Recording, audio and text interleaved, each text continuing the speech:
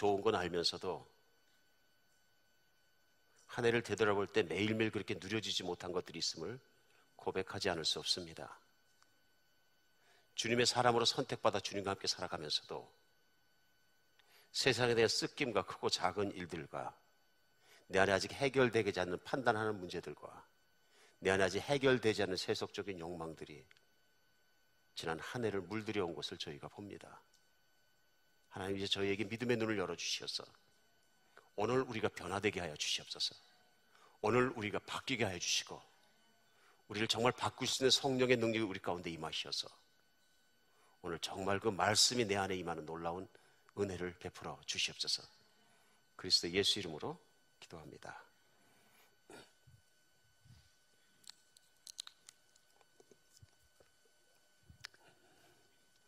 예, 정말 그렇습니다. 한 해를 마무리하는 2014년도 52주 중에서 마지막 주일을 맞았습니다. 네, 마지막 주일을. 금년도는 어떻게 생각하십니까? 2014년도에 어떻게 보내셨습니까? 다행히 경제적으로는 2008년부터 지나왔던 소위 그 경제적 불황보다는 조금 나은 뉴스들이 많이 들렸던 것 같습니다. 더더군다나 어떻게 된 일인지 모르지만 기름값이 막 내려가서 우선 피부적으로 주유소 가서 기름 넣을 때 반값에 넣네 하는 기쁨이 있어서 우리의 욕망은 자꾸 커지니까 1불 99대를 기다리고 있습니다. 어떤 분들 얘기하시면 내가 미국 처음 왔을 때 기름 한 갤론에 99센트 했었다. 그러신 분들 계세요. 과거를 추억하시는 겁니다.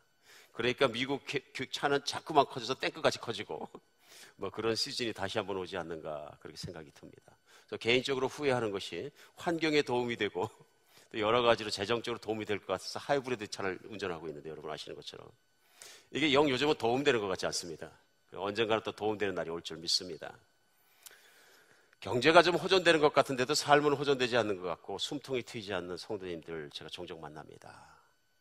차라리 다 같이 불황 속에서 고생할 땐 다 고생하니까 좀 도움이 됐는데 불황이 아니라 그러는데 나만 불황을 겪으면요 굉장히 외롭습니다. 더 힘듭니다. 내 비즈니스는 잘 안 되는데 잘 된다는 사람이 있으면요 왠지 그렇게 이쁘지가 않습니다. 그런데 어떤 사람도 삶이 힘들다 그러면 도움이 많이 됩니다. 나만 그런 거 아니구나. 우리 인생에 굴곡이 있다는 얘기입니다.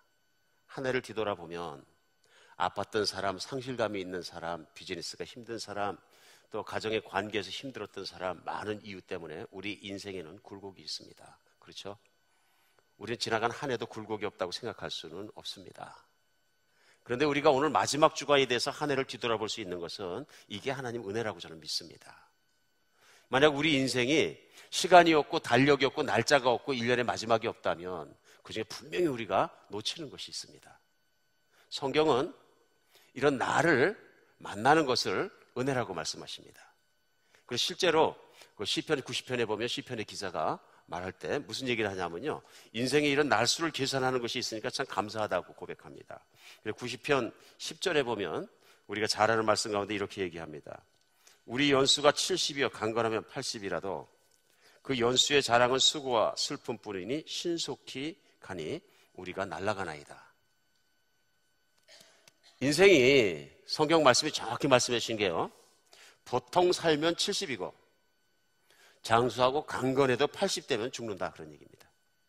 근데 내가 오래 살았다고 자랑하는 것도 수고와 슬픔뿐이다.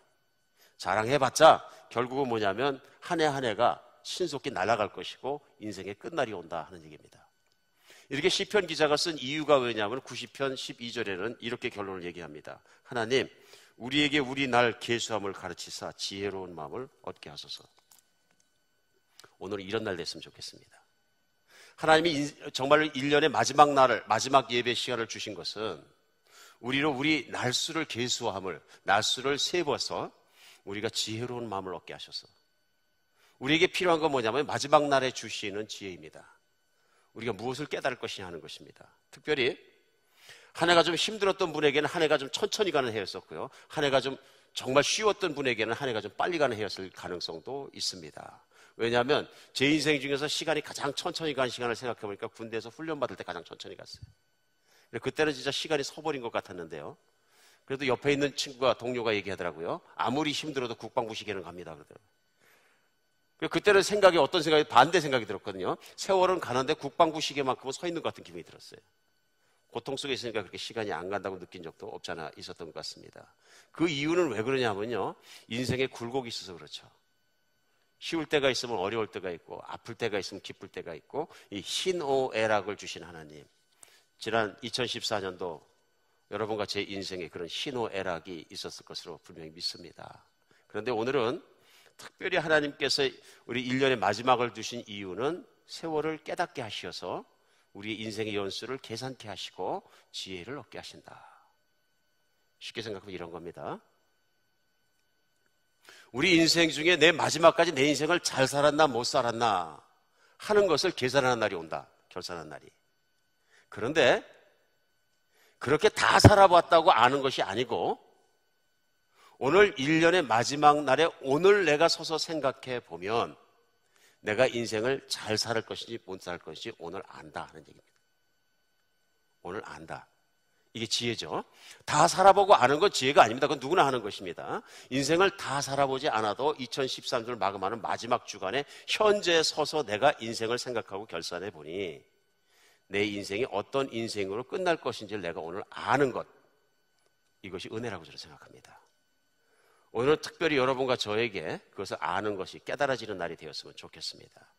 오늘 마지막 날을 주신 이유는 그것입니다. 내가 어떠한 인생을 살고 있으며 내가 어떤 인생으로 마감될 것을 내가 아는 것입니다. 가장 잘 한 해가 마감된 인생이 무엇인가 제가 생각해 봤습니다. 그랬더니 성경 안에 우리가 잘 아는 오늘 본문이 시편입니다. 23편입니다. 시편 23편은 인생 중에서 쓴맛 단맛을 다 본 다윗이란 사람이 정말로 인생 중에 쓴맛 단맛을 다 보고 정말 그 가운데에서 고백한 내용입니다. 그래서 그가 그 인생 중에서 그 고백하면서 시편 23편 1절로 6절은 이런 얘기합니다. 여호와는 나의 목자시 내게 부족함이 없으리로다. 그가 나를 푸른 풀밭에 누이시며 수일만한 물가로 인도하시는도다. 내 영혼을 소생시키시고 자기 이름을 위하여 의의 길로 인도하시는도다. 내가 사망의 음침한 골짜기로 다닐지라도 해를 두려워하지 않을 것은 주께서 나와 함께 하심이라. 주의 지팡이와 막대기가 나를 안위하시나이다. 주께서 내 원수의 목전에서 내게 상을 차려주시고 기름을 내 머리에 부으셨으니 내 잔이 넘치나이다. 마지막 절입니다. 내 평생의 선하심과 인자하심이 반드시 나를 따르니 내가 여호와의 집에 영원히 살리로다. 이 말씀 모르는 분 없습니다. 교회 안 다니시는 분도 이 말씀은 압니다. 심지어는 요즘 우스갯소리 한다고 전라도 버전, 경상도 버전 해가면서 다 합니다. 그렇죠? 교회 좀 다니신 분들은 수십 번, 어떤 분은 수백 번, 수도 없이 들었고 수도 없이 묵상한 내용입니다. 근데 문제는 뭐냐면요, 여러분과 제가 1년을 결산하면서 오늘 마지막 주간에 서 있었을 때 이 고백이 내 것이냐 하는 문제입니다. 오늘 마지막에 보면요, 내가 이런 경우 저런 경우 다 살았는데 심지어는 사망의 음침한 골짜기를 거닐 때도 있었고 푸른 초장에서 편히 쉴 때도 있었고 물 마시고 안락할 때도 있었고 원수 앞에서 괴로워할 때도 있었는데 그런 얘기죠. 근데 결론은 뭐냐면 주께서 내 원수의 목전에서 내가 상을 차려주시고 기름에 내 머리에 기름을 부으셨으니 그래도 내가 맞는 자이다 하고 기름을 부어주셨으니 나의 의로움을 인정해 주셨으니 뭐라 그래요? 내 잔이 넘치나이다. 여러분 인생은 어떠십니까? 오늘 보실 때 내 잔이 넘치십니까? 오늘 마지막 주간을 내가 생각하면서 아멘 하신 분들은 복이 있는 분이세요. 저는 우리 교인들 중에서 한 분도 빠짐없이 이렇게 되기를 원합니다. 하나님의 마음도 우리의 마음이, 우리의 인생이, 우리의 2014년도가 이렇게 마감되기를 원하십니다. 그러면서 끝에 6절에 보면 뭐냐면요, 내 평생의 선하심과 인자하심이 반드시 나를 따르니 내가 여호와의 집에 영원히 살리로다. 기가 막힌. 그러니까 시편 23편을 몇백 번 읽은 것도 중요한 게 아니고요, 몇백 번 묵상한 게 중요한 게 아니고요, 중요한 건 이 말씀이 내 인생에서 실제적으로 이루어졌느냐 하는 것입니다. 만약에 오늘에 내가 마지막 주간에 예배를 드리면서 이게 내 마음속에 그냥 차고 넘치고 내 잔이 넘치나이다, 성령이 충만하게 임했으면 나의 인생의 끝도 그렇게 끝날 것입니다. 쉽죠? 그러나 오늘 만약에 2014년을 마감하는 예배를 드리면서 현재의 내 모습이 시편의 23편의 마지막에 이루어지지 않았다면 내 인생의 마지막도 그렇게 끝날 수 있다는 것입니다. 이게 심각한 얘기입니다. 그렇죠? 또 그리고 희망적인 얘기입니다. 이 얘기는 뭐냐면요, 오늘까지 내가 2014년 마감하면서 이렇게 살지 못하는 영적인 실패자의 삶을 살 수도 있지만, 오늘 내가 영적인 성공자, 영적으로 정말 이 고백이 내 고백이 되는 사람으로 돌아설 수 있다는 얘기입니다. 오늘 한 해의 마지막 날을 주신 하나님의 은혜는 뭐냐면요, 바로 이것입니다. 우리에게 주신 하나님의 능력 가운데 붙잡히는 가능성입니다. 오늘 다윗은요, 세상을 살아가면서 쓴맛 단맛 다 봤다고 제가 표현을 했는데요, 정말 다윗의 인생을 성경을 읽으면서 보면 그렇습니다. 어떨 때는 사망의 음침한 골짜기를 정도를 다니는 것이 아니고요, 한 나라의 왕과 모든 백성이 총출동해서 한 국민 한 사람을 찾아 죽이기 위해서 혈안에서 찾고 돌아다니는데, 그 죽이기 위해서 찾았던 사람이 바로 지명수배자가 다윗입니다. 얼마나 힘들었을까요? 말할 필요가 없죠. 그 다음에 얼마나 정신적으로 힘들었을까요? 굉장하죠. 그런 부담 가운데 살아야 됐던 사람이 다윗이고요, 한 나라의 모든 권력을 쥐고 모든 것을 가지고 휘둘렀던 사람도 다윗입니다. 그랬다가 그 아들이 배신했고 다시은 맨발로다가 머리를 풀고 울면서 도망 나갔던 사람이 또 다윗입니다. 모든 국민이 자기의 신복들이 등을 돌려버렸을 때, 자기가 배척받았을 때 그 아픔이라는 건 이루 상상할 수 없는 것입니다. 그럼 다윗 보고 물어보면, 내 인생은 파란만장하고 나는 풍운하고 나의 인생은 슬픔이 많은 사람이라 나는 험악한 인생을 살았나이다, 이런 고백이 아니라 오늘 마지막 절에 보면 기가 막히는 고백을 해요. 내 잔이 넘치나이다. 내 잔이 넘치나이다. 만약 다윗이 시편 23편 1절에서 내가 왕이 되어 날아가는 새도 떨어뜨릴 수 있는 권력을 갖게 되었어서 감사하나이다, 내가 왕이 되어서 세계에서 가장 부자가 되게 해서 감사하나이다, 누구보다도 전쟁을 잘할 수 있는 지략을 주시고 체력적 능력을 주시고 이 모든 걸 주셔서 감사하나이다, 이렇게 감사를 했으면 우리 정말 힘듭니다. 23편과 우리는 별 관계가 없습니다. 나는 왕도 아니고 체력도 없고 지혜도 없고 아무것도 없으니까 나하고는 관계가 없습니다. 근데 키는 뭐냐면요, 23절 1에서 고백하는 겁니다. 1절에 뭐라 그럽니까? 여호와는 나의 목자시니, 여호와는 나의 목자시니. 우리 오늘은 정말 마지막 날에 이것을 생각하는 시간 되었으면 좋겠습니다. 다윗의 인생에 잔이 넘치고 기뻤고 정말 그랬던 가장 큰 이유는, 인생이 정말 내려가고 올라가로 굴곡진 인생 속에 출렁거리는 인생을 살았지만, 어떻게 보면 우리 자신이 겪을 수 있는 인생의 업 앤 다운보다도 훨씬 더 심각한 업 앤 다운을 겪은 것이 다윗의 인생이다. 그래서 오히려 그것이 우리 인생의 도전이 되고 희망이 되고 메시지가 된다, 이런. 그렇죠? 실패하지 않았다면, 그가 줄곧 성공한 인생만 세상에 살아왔다면 별 도움이 안 됩니다.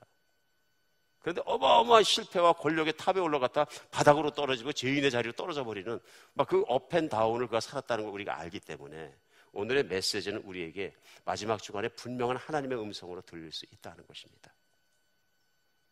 그래서 시편 23편은 많이 읽은 것보다 오늘 내 것이 되는 것이 중요합니다. 그 이유가 왜 그렇습니까?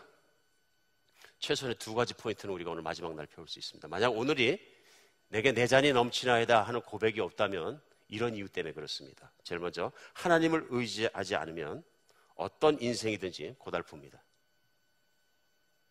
인생이 고달퍼지는 가장 큰 이유는 뭐냐면요, 하나님이 나의 목자가 되지 않았기 때문에 그렇습니다. 오늘 본문은 뭐라고 얘기하냐면요, 사망의 음침한 골짜기를 거닐 때에도, 세상에 있는 모든 사람이 나로부터 등을 돌리고 나를 원수로 생각할 때에도, 그래 나에게 원수가 될 때에도 하나님이 나의 목자가 되어 주셨기 때문에 내 잔은 넘친다고 고백한 것입니다. 그렇죠? 근데 인생이 고달퍼지는 가장 큰 이유는 뭐냐면요, 내가 나의 목자가 없기 때문에 인생은 고달픈 것입니다. 지난 2014년 한 해를 지나가면서도 참 고달픈 한 해였다, 아쉽다, 좀 힘들었다, 살기 싫은 적도 있었다, 짜증난다, 어둡다, 이런 모든 것이 우리의 고백이라면, 내 잔이 넘치나이다가 아니라면 그 분명한 이유는 하나밖에 없습니다. 왜 그렇습니까? 나에게 목자가 없다. 이게 현실이에요. 그러니까 우리의 모든 인생을 마치고 오늘이 내 인생의 마지막 날이라도 우리가 연말을 끝내는 우리의 영적인 자세를 점검해 보면 인생의 마지막에 어떻게 끝날 것인지 우리가 알 수 있다, 그런 얘기예요. 안 살아봐도, 아, 내 인생은 어두웠다, 너무 힘들었다 인지, 주여 내 잔이 참 넘치고 나 같은 인간에게 은혜 주셔서 한시도 떨어지지 않고 지켜주시고, 내가 어려울 때나 정말 쉬울 때나 주님이 같이 계셔서 너무 제 인생은 좋았습니다. 어느 쪽이십니까? 오늘은 진실하게 마지막 날을 돌아보는 여러분과 제가 되었으면 좋겠습니다. 우리 인생이 고달퍼지는 이유는 어쩌면 이런 이유 때문에 그렇습니다. 많은 예를 듭니다만은 아프리카에 가면은 스프링 폭스라는 산양이 있다 그럽니다. 이 산양들이 무리를 지어서 수천 수만 마리씩 한꺼번에 뛰어다니면서 한꺼번에 먹으면서 삶을 사는데요. 이들이 무리를 져서 살다 보니까 가끔 무슨 일이 나냐면요, 수천 마리씩 한꺼번에 죽어 있는 걸 발견한대요. 때려 죽은 거죠. 학자들이 정말 궁금했습니다. 이들이 왜 이렇게 집단 자살을 하나? 정서가 있는 동물인가 굉장히 궁금했던 거죠. 그래서 그걸 학자들이 연구하는 과정에서 뭘 발견했냐면요, 이 스프링 폭스라는 산양들은 특징이 무리를 단단하게 지어 살기 때문에 앞에 한 산양이 쭉 걸어가면서 풀을 다 뜯어 먹어버리기 때문에 수많은 산양이 지나가 뒤에 가면은 먹을 게 없답니다. 밟고 먹고 맛있는 건 다 지나간 자리이기 때문에 수만 마리가 지나가면요. 그러니까 이 산양들 중에서 잘 먹고 잘 살기 위해서 해야 되는 일이 뭐냐면 앞으로 가야 되는 거예요. 그러니까 앞으로 가야 되니까 한 양이 가고 있으면 그 앞으로 뛰어가고, 한 양이 뛰니까 또 뛰고, 그러니까 산양들이 서로 뛰기 시작하니까 자꾸 뛰니까 이 양들이 맨날 뛰어다니는 거예요. 실제로 있는 얘기죠. 그러니까 서로의 경쟁심에 불이 붙어서 앞으로 뛰고 뒤로 뛰고 뒤에서 뛰고 또 앞으로 뛰고 하다 보니까 어쩔 때는 우르르 몰려가서 막 뛰는데 왜 뛰어가냐고 물으면 자기도 모르고 뛰는 거예요. 맨 앞으로 가야 되니까. 그러다가 낭떠지를 만나면은 낭떠러지고 뭐고 뛴답니다. 그러니까 수천 마리가 무대기로 낭떠러 떨어지는 거예요. 그래 무대기로 다 죽어 있는 거예요. 근데 학자들이 연구한 결과 발견한 건 뭐냐면 뛰어서 그렇다.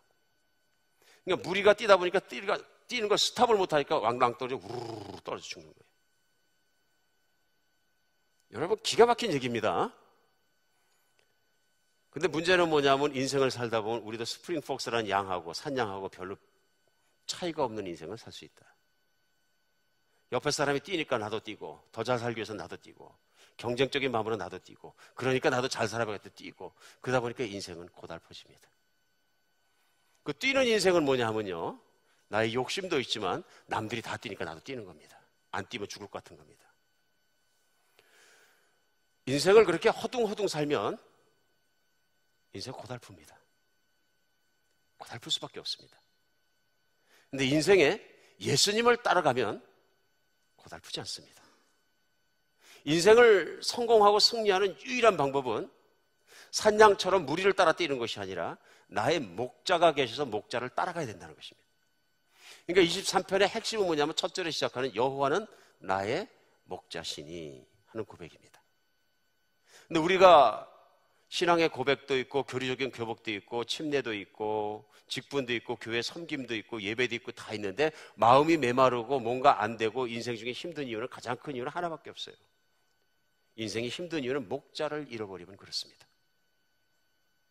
분명히 고백적인 목자, 나는 예수님의 목자이고 나는 믿습니다 하는 고백은 있는데 고백이 따로 있고 삶이 따로 있는 거예요. 삶은 세상을 따라가고 사람들이 뛰는 걸 따라서 뛰고 있으면서 24시간 환경에 뛰고 있으면서 나는 나의 목자십니다. 고백만 남아있기 때문에 신앙이라는 게 결국은 뭐냐면 교리적인 동의에 지나지 않는 거예요. 관념적인 거고 생각 안에 있는 거 내 삶에서 누려지지가 않는 거예요. 내 삶의 주인은 주님이 아니신 거예요. 이런 삶을 살아가면은 그럴 수밖에 없다. 그럴 수밖에 없다. 그래서 삶이 고달픈 가장 큰 이유는요, 목자를 놓쳤기 때문에 그렇습니다. 나이가 목자가 있다는 얘기는 무슨 얘기냐면요, 예수님이 걸으시면 나도 걷고, 예수님이 뛰시면 나도 뛰고, 예수님이 쉬시면 나도 쉬고, 예수님이 일하시면 나도 일하고, 나의 모든 생각과 마음과 나의 삶의 모든 것을 예수님께 걸은 사람, 그 사람에게만 있는 안식과 고백이 뭐냐면 시편 23편입니다.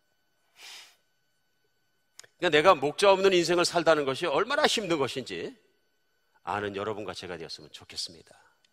하나님이 나의 목자시기 때문에 내가 푸른 초장에서 배가 부를 때나 물을 마시고 정말로 내가 만족할 때나 사망의 음침한 골짜기에서 죽을지 살지 몰라서 병원의 한 구석에서 응급실에서 내일 살지 오늘 살지 내가 헤맬 때나, 그렇죠? 내 모든 사람들이 나는 똑바른 길을 간 것 같은데 욕하고 비방하고 비난하고 험담하고 가십하고 난리쳐가지고 다 나에게 등을 돌려서 나를 왕따시켰을 때나 나에게 목자가 계시면 꽉 찬 인생을 살 수 있다는 것입니다. 믿으십니까? 사람을 따라가면 엉망진창 된다 이런 얘기예요. 오늘 예수님을 따라가야지 사람을 따라가고 세상을 따라가면 안 된다는 걸 가르쳐 주시는 거예요. 인생을 자기 힘에 의지해서 사는 사람만큼 어리석은 사람이 없다고 성경은 반복 말씀하십니다. 자기 지혜, 자기 판단, 자기 능력, 자기 기습에 따라 사는 것만큼 어리석은 것은 없다. 예수님만 의지해야 된다는 것입니다. 오늘 두 번째 시편 23편에서 마지막 날 분명히 배울 수 있는 건 뭐냐면요, 그런 삶의 태도에서 돌아서서 하나님만 의지하면 인생은 만족감으로 넘친다는 것입니다. 결국은 그것이 우리 안에서 일어난다는 거예요. 여호와는 나의 목자시니 내게 부족함이 없으리로다. 환경이 완벽해서 내가 그런 것이 아니고요, 내가 어떤 환경에서 어떤 굴곡 속에 올라가든 내려가든 환경은 춤을 출지라도 환경에 따라 내 인생과 내 모든 것이 춤을 추는 것이 아니라 나는 이제 정말로 내 자신이 넘치고 만족하나이다 하는 고백이 시편 23편입니다. 시편 23편, 그래서 아는 게 중요한 것이 아니라 체험하는 게 중요합니다. 오늘 내 인생의 마지막이라, 또 1년의 마지막을 끝나면서 내가 1년을 힘든 시간도 있었고 좋은 시간도 있었고 엄청나게 굴곡진 인생을 살았지만 하나님, 내 잔이 넘칩니다 하는 고백이 여러분과 제 가운데 있었으면 좋겠습니다. 저 개인적으로도 정말 그렇습니다. 하나님께, 하나님 내 잔이 넘치나이다. 오늘 아침에도 하나님께 월십을 시작하면서 가슴에 감동이 옵니다. 하나님, 정말 내 잔이 넘치나이다. 그러면 어떤 삐딱한 교인 중에 몇 분은 그럴 수도 있어요. 목사, 네 잔만 넘치면 되냐? 내 잔은 다 비었는데 난 너 싫어한다. 그렇죠? 그럴 수 있는 거예요. 그러나 한 가지 고백할 수 있는 것은, 신앙은 다 개인적으로 들어오는 거예요. 이게 하나님 내 잔이 넘치나이다. 목회자가 내 잔이 넘쳐야 성도도 내 잔이 넘칠 수 있는 거예요. 근데 얼마나 사람이 삐딱하면, 목회자가 잔이 넘치는 꼴도 보기 싫으면, 이건 목회자의 병이 아니라 내 병인 거예요. 내 병이에요. 내 마음에 들어있는 병인 거예요. 잘 생각해야 되죠. 목회를 하면서 기쁠 때는 언제냐면 성도가 막 늘어날 때입니다. 기쁩니다. 정말 앉을 자리가 없이 막 늘어나면 목회자 기쁘죠. 근데 문제는 뭐냐면 도저히 감사할 수 없는 현실이 온다, 그런 얘기예요. 반대 현실이 왔을 때는 목회자가 기뻐할 수 있느냐, 주여 내 잔이 넘치나이다 할 수 있느냐 하는 것입니다. 우리 똑같은 체험들이 여러분과 제 안에 나누시는 그런 인생이 되었으면 좋겠습니다. 그러면 목회자는 설교하면서 반대 형상이 와도 내 잔이 넘치나이다 할 수 있느냐, 만약 그것이 제 진심으로 100%제 마음의 순수한 진심으로 yes 한다면 저는 하나님의 은혜 가운데 있는 사람입니다. 근데 만약에 제가 no 한다면 시편 23편은 제게도 이루어지지 않은 것입니다. 저는 이 한 주간을 이 말씀을 놓고 묵상하면서 많은 생각을 하게 되었습니다. 2014년을 놓고 정말 생각하면서 많은 생각을 하게 되었습니다. 그리고 하나님께서 주신 은혜가 너무너무 크기 때문에 제 안에 가슴이 터질 듯이 하나님께서 주시는, 주여 그러나 내 잔이 넘치나이다 하는 고백이 분명히 있다 하는 것을 나누고 싶습니다. 하나님 계신 것이 더 가까이 느껴지고, 하나님 나와 함께 걸어주시는 것이 감사하고, 하나님의 나를 참아주시는 것이 너무 감사하고, 하나님의 모든 위로와 모든 이루심과 성취하심이 있는 것을 내가 믿을 때 우리의 인생의 잔은 넘친다고 저는 믿습니다. 여러분 인생에도 그렇게 쉽지 않은 한 해를 지나간 분들이 많이 계십니다. 그러나 내가 사망의 음침한 골짜기를 걸었을지라도 오늘 마지막에 돌아볼 때 내가 하나님께 더 가까이만 갈 수 있었다면 이게 훨씬 더 유익한 줄 믿으시기 바랍니다. 그렇죠? 내가 하나님 목자를 내가 더 꼭 붙잡는 시간이 되었다면, 내가 정말 모든 것이 잘 나가고 돈을 많이 벌고 건강해갖고 믿음이 없어지고 둥둥 떠내려가는 해보다는 훨씬 좋은 해입니다. 목자를 잃어버리지 않았기 때문에 그렇습니다. 믿으십니까? 2014년도 한비전교회로 봤을 때 외형적으로 지난 7년간을 통틀어 봤을 때 가장 어려운 해였습니다. 가장 아팠던 해고요, 가장 힘들었던 해였습니다.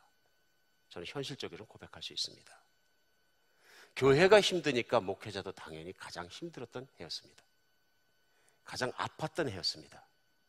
하나님이 도와주지 아니하셨으면 하룻밤도 제가 다리를 뻗고 자거나 눈물을 흘리지 않거나 마음 편하게 잘 수 없는 해였습니다. 정말 그렇습니다. 특히 지난 3월 이후로는 많은 성도님들이 아픔을 동참하셨습니다. 압니다.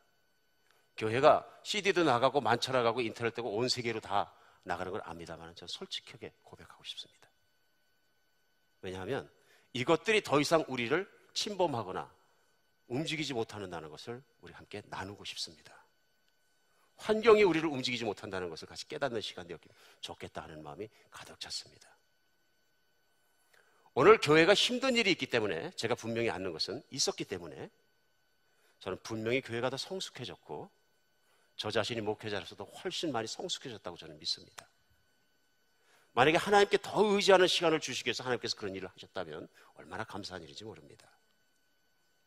제가 이번 주간에 그런저런 생각을 가지고 시편 23편을 가지고 또 교회의 현실과 또 교회의 모든 미래와 그런 걸 하나님께 이렇게 기도하면서 나갔을 때 좀 몇 해가 지나긴 했지만은 한국에서 전망하시고 유명한 목사님 중에서 김동호 목사님이라는 분이 계신데 이분이 높은 뜻 숭의교회를 시작하시고 한국에서 많이 유명해지시고 정말로 인지도가 높아졌을 때 이분이 그 교회를 4개의 교회로 분리해서 다시 분가시키시고 자신은 또 65세 조기에 은퇴하시는 놀라운 결단들을 하시는 걸 보면서 어떻게 보면 요즘 한국의 메가처치들이 판을 치는 세상 속에서 이분이 학교 강당에서 교회를 시작하는 그 모습 자체는 다른 걸 다 떠나서라도 참 아름다운 모습이다 제가 생각을 했습니다. 목회자가 그런 본들이 많이 나와야 되겠다. 좀 인기 있어지고 뭐해지면 교회가 커지고 그거에 막 만족감을 느끼고 어떻게 보면 실족도 하고 그런 많은 모습 속에서 믿지 않는 사람들 속에서 손가락질과 비난과 비평을 담는 세상 속에서 본이 된다 하는 생각을 했습니다. 근데 이분의 말씀을 잠깐 들으면서 제가 느낀 게 뭐냐, 그러니까 하나님이 이분을 훈련시키셨구나 하는 걸 제가 느낄 수 있었습니다. 그분이 설교하신 내용 중에서 고백적으로 하신 내용을 한 군데를 제가 조용히 읽어드리겠습니다. 제 설교가 아니기 때문에 그러나 이 설교의 내용도 서로에게 깨달음이 있었으면 좋겠다 하는 생각이 듭니다.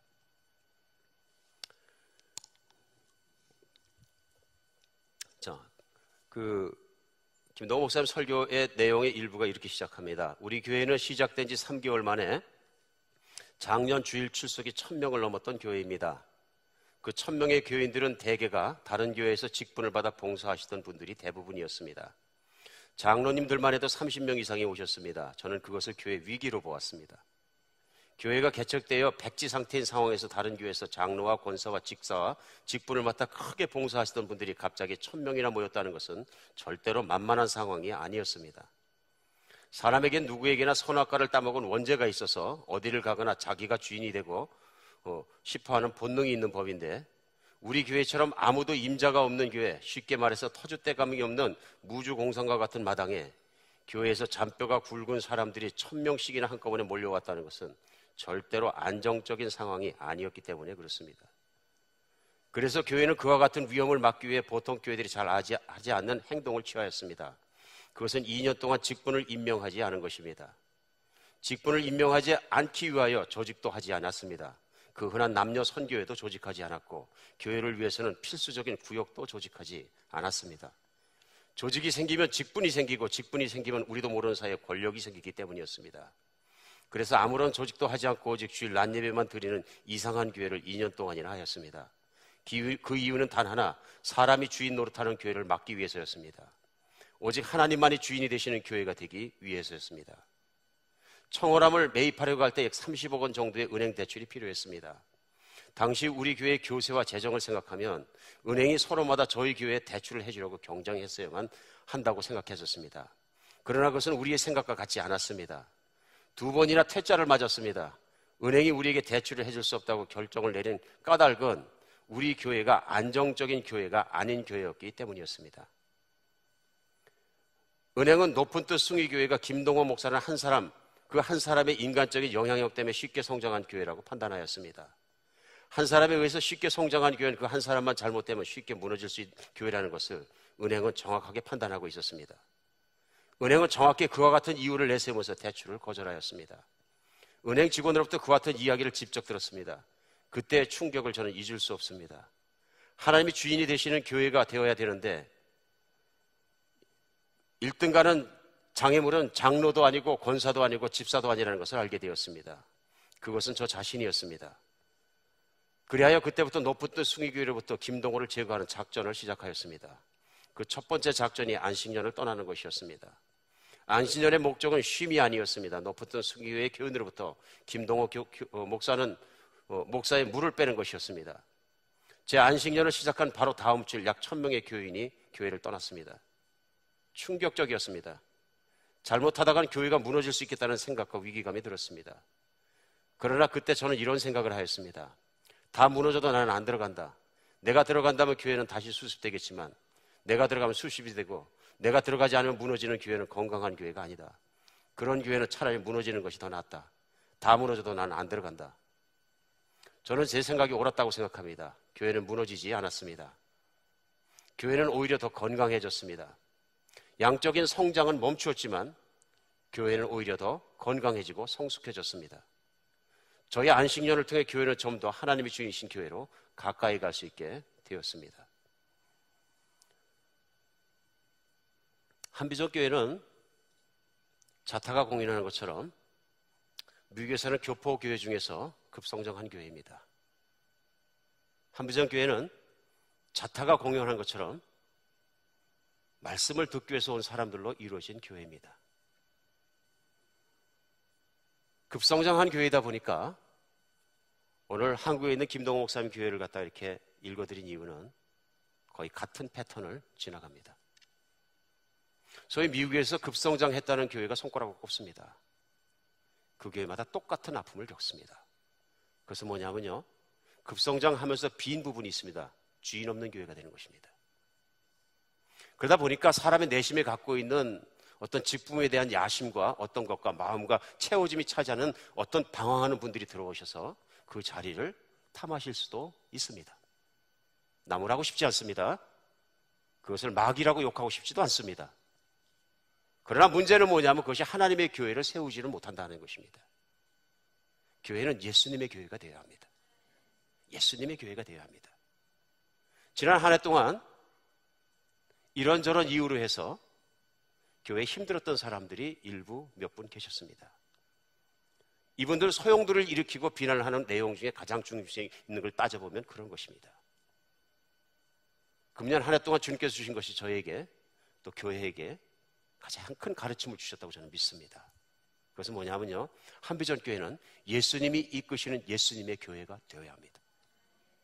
금년 한 해를 지나가면서 제가 분명히 발견한 것이 있습니다. 그것이 뭐냐면 어떻게든 제자를 세워서 하나님을 사랑하는 사람들이 교회를 이끌어 가야 한다 하는 것이 첫 번째 비전이고 첫 번째 찾아가는 길이었습니다.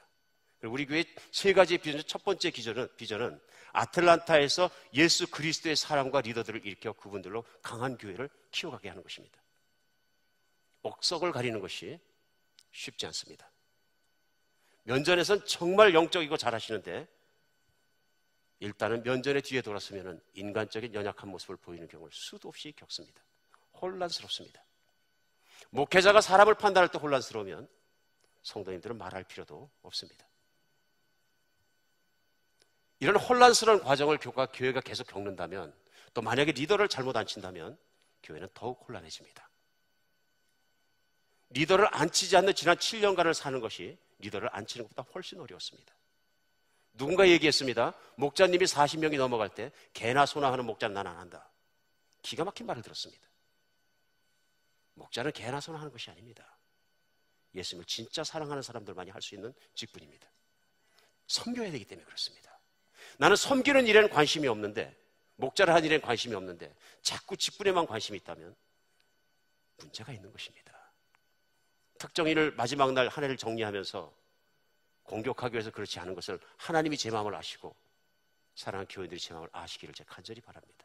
하나님은 그걸 아신다고 저는 믿습니다. 교회는 예수님의 교회가 됩니다.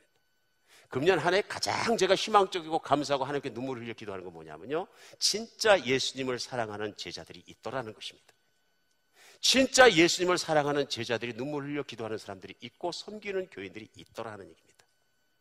결코 후회하지 않고 결코 낭망하지 않는 것은 그런 사람들이 있기 때문에 이제부터는 2015년부터는 그런 분들로 말미암아 교회를 쌓아가도 된다는 확신이 목회자에게 든다는 얘기입니다. 그런 분들을 한 분 한 분 쌓아서 안수 집사도 하고 직분도 하고 교회를 끌어가 주시면 이제 이호셉 목사는 김동호 목사님이 하셨던 것처럼 페이드 아웃 할 수 있습니다. 교회를 그만두겠다는 얘기는 아닙니다. 또 온갖 루머가 많고 이 루머가 많은 지역이 되나서 한마디 하고 나면 마치 일파만파버리죠. 이호셉 목사 그만둔대, 고별 설교했대. 생각할 수 있습니다. 별난 얘기를 다 들었습니다. 제가 별난 무슨 얘기 못 하겠어요. 오늘 중요한 건 뭐냐면요, 하나님이 하나님이 되실 수 있고 이 교회가 진정으로 예수님이 주인 될 수 있는 그런 교회로 가겠다는 것입니다. 그렇게 안 되면 교회는 설립의 모든 본질도 잘못된 것이고 교회에 가는 것도 잘못된 것입니다. 교회는 이요셉 목사의 교회가 아닙니다. 그리고 교회는 전국적인 이요셉 목사가 없을지라도 하나님 앞에 사람을 세우고 목적대로 굴러갈 수 있는, 뛰어갈 수 있는 그런 교회가 되어야 합니다.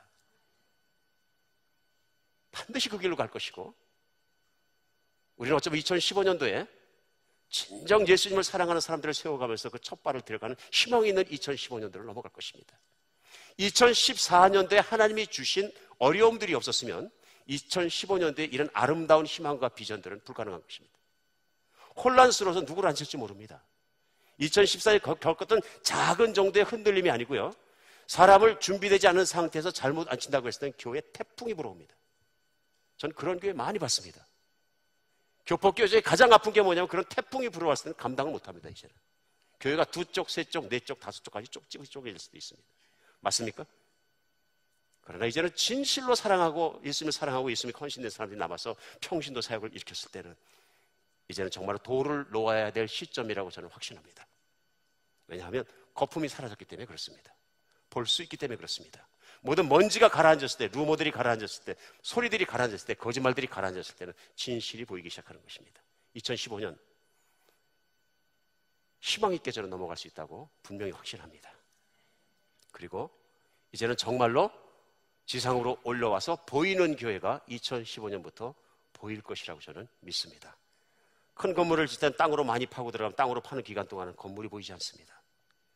그 토대가 준비되고 토양이 될 수 있는 좋은 하나님만 사랑하는 리더들이 나오고 그 위에 쌓기 시작했을 때는 교회는 튼튼하게 쌓을 수 있습니다.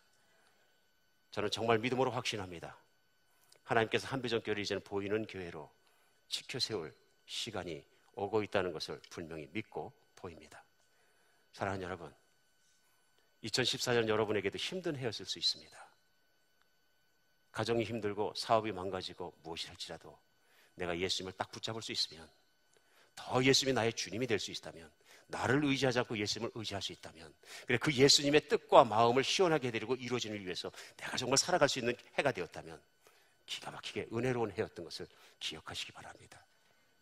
어쩌면 내가 한 해가 너무 쉬웠기 때문에 예수님을 생각 안 해도 그냥 지나간 것 같습니다. 그러면 이건 심각한 것입니다. 예수님께 돌아서셔야 합니다. 고난은 우리에게 유익한 예수님께 의지하고 있는 믿음의 힘을 주지만 때때로 우리의 안이함은 우리의 목자를 뺏어가는 위험한 시기가 될 수도 있기 때문입니다.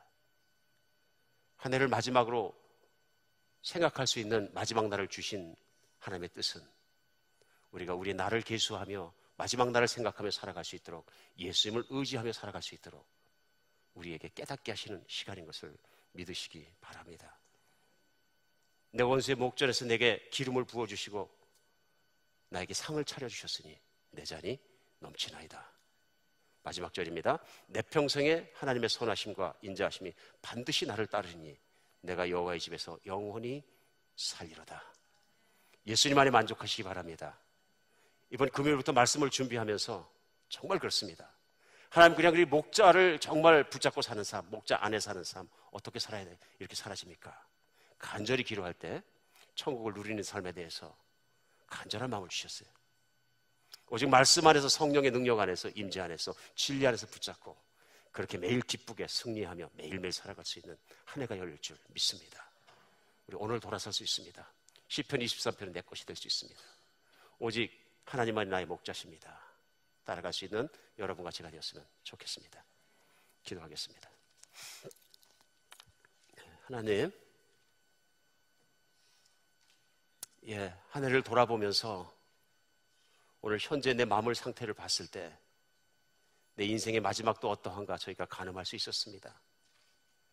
하나님, 저희가 스프링폭스의 양처럼 그 세상을 허덕거리고 뛰어가진 않았습니까? 마치 예수님이 계시지 않는 것처럼, 내 안에 안 계신 것처럼 사람들이 뛰니까 나도 뛰지 않았습니까? 하나님, 이제는 정말로 예수님과 함께 걸을 수 있도록 도와주시옵소서. 나의 인생에 주님과 함께 살아가서 오늘 한순간에 끝난다 할지라도 주님, 저는 주님으로 말미암아 너무 감사하고 만족하고 좋은 인생을 살았습니다. 내 자신이 넘치는 인생을 살았습니다. 저는 항상 예수님을 따라서 만족했습니다는 고백을 할 수 있도록 우리의 믿음을 키워주시옵소서. 주님께 의지하게 해주시고 예수님만 바라보게 하여 주시옵소서. 세상과 사람들과 마귀의 음성이 들리지 않게 해주시고 예수님만 바라볼 수 있는 우리 되게 하여 주시옵소서. 그리스도 예수 이름으로 기도합니다.